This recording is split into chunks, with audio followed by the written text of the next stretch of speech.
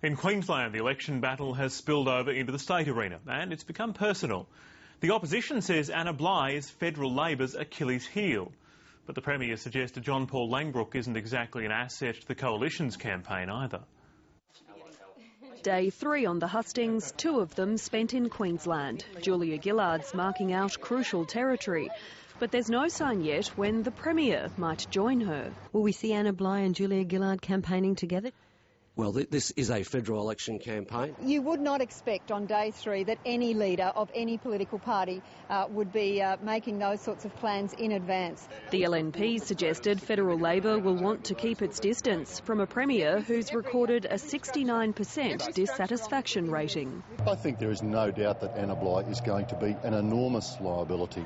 Opinion polls show Queensland Labor's on the nose, its privatisation program particularly unpopular among voters.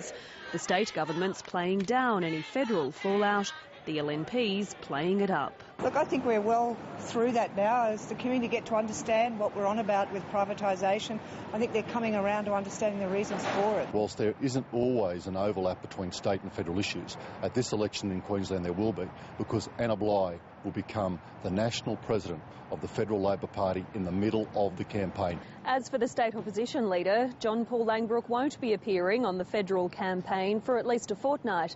He's headed overseas on a taxpayer-funded study tour to the UK, Japan and Russia.